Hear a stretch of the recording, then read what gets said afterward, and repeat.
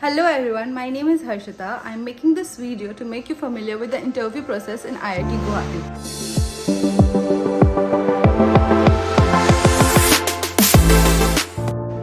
So I will try to include all the important documents and emails received by a candidate during this process. To begin with, we know after filling the form, we receive a call letter from them. The call letter has all the details, main details, stating about the interview dates, hostel facility and reporting date as well. I'm talking about July intake, the interview was in May, in the month of May. So let me be very clear about the fact that interview call letter जब हम receive करते हैं तो हमें बस interview का confirmation होता है, ना कि एडमिशन का. After few days we receive another mail जिसमें मेंशन्ड होता है कि हमारे लिए हॉस्टल बुकिंग हो चुकी है. That also I will attach in the video. उसमें हॉस्टल बुकिंग हो चुकी है हमारे नाम से, कहाँ पर बुकिंग है. इन केस हम हॉस्टल लेना चाहते हैं तो we can come there and hostel facility को अवेल कर सकते हैं.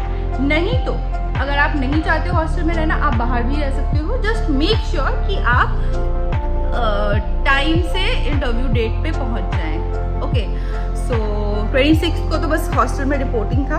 उसके बाद जो मेन इंटरव्यू प्रोसेस स्टार्ट हुआ था वो था 27 of May. Okay, so 27 of May को ओरिएंटेशन था एंड उसके साथ डॉक्यूमेंट वेरिफिकेशन हुआ था. सो उस दिन हमें डिफरेंट ग्रुप्स में डिवाइड कर दिया गया था और अलग अलग क्लासरूम्स में बैठाया था. मतलब ग्रुप्स ऐसे थे, CSIR net and JRF qualified candidates एक रूम में थे, EWS एक रूम में थे, SC ST एक रूम में थे, OBC एक रूम में थे, जनरल एक रूम में थे. ऐसे सब डिफरेंट कैटेगरी वाइज सबको अलग अलग बैठा दिया था. ओके, सो उसके बाद हमारे पास फॉर्म्स सर्कुलेट हुए थे. फर्स्ट फॉर्म जो हमारे पास सर्कुलेट हुआ था वो था डॉक्यूमेंट वेरिफिकेशन फॉर्म. ओके, सो वो भी मैं आपके लिए अटैच कर दूंगी, आप you can go through that. और इस डॉक्यूमेंट वेरिफिकेशन फॉर्म में जैसे जैसे जिस सीक्वेंस में सब कुछ मैंशन्ड है उसी सीक्वेंस में हमें डॉक्यूमेंट्स रेडी रखने थे. ठीक है, एंड डॉक्यूमेंट्स का फोटोकॉपी लेके आना था हमें. फोटोकॉपी आप मतलब IIT गुवाहाटी में भी करवा सकते हो, बट आपके लिए बेटर होगा अगर आप वो लेके चलो अपने साथ. Okay, after the document verification form जब सर्कुलेट हो गया था उसके बाद हमें एक प्रेफरेंस लेटर फॉर्म प्रोवाइड किया गया था. ना प्रेफरेंस लेटर फॉर्म में मेनली 5 कमिटीज़ थे. जो कमिटीज़ में फैकल्टी मेंबर्स थे, ठीक है, अराउंड 5 to 6 फैकल्टी मेंबर्स भी थे. और वही फैकल्टी मेंबर्स इस बार PhD इनटेक ले रहे थे. उसके अकॉर्डिंग कमिटीज़ बनाए गए थे और उसमें हमें प्रेफरेंस डालना था 1 2 3 ऐसे करके. ओके, मैक्सिमम ऑफ हम 3 कमिटीज़ चूज़ कर सकते हैं जो हमारा इंटरव्यू लेंगे. उन जिन कमिटी मेंबर्स को हम चूज़ करेंगे हम बस उन्हीं पैनल मेंबर्स के आगे जाएंगे. इट इज़ लाइक अगर आप किसी सब्जेक्ट में कॉन्फिडेंट हो और उन्हीं सब्जेक्ट का पैनल मेंबर बैठा है तो आप ऑब्वियसली चाहोगे कि वही आपका इंटरव्यू ले. तो उस बेसिस पे आपको एक प्रेफरेंस लेटर दिया गया था.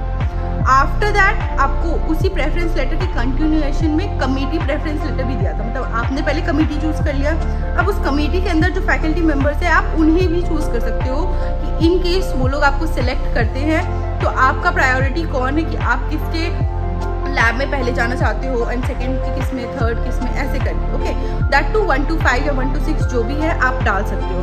तो ऐसे करके वो आपका इंटरव्यू लेंगे. आप चाहे तो ओपन टू ऑल भी कर सकते हो. मैं इस पर अटैच कर दूँगी, आप वो पॉज करके रीड कर लेना.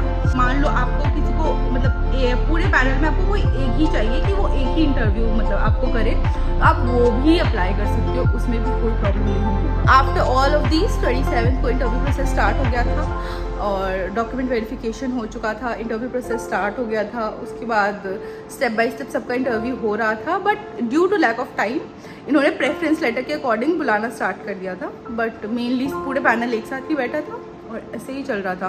तो 27 से लेकर 29 तक इंटरव्यूज़ चल रहे थे. आफ्टर 29 अगर आपका 29 का बुकिंग है तो आप लोग 29 को भी लीव कर सकते थे या फिर 30 को भी लीव कर सकते थे. ऐसा जो उधर कोई प्रॉब्लम नहीं था. I have try to include all the important details about the interview. In case अगर मैं कुछ भूल रही हूँ और आपको डाउट है then please comment down below. I will try to answer it as soon as possible. Thank you.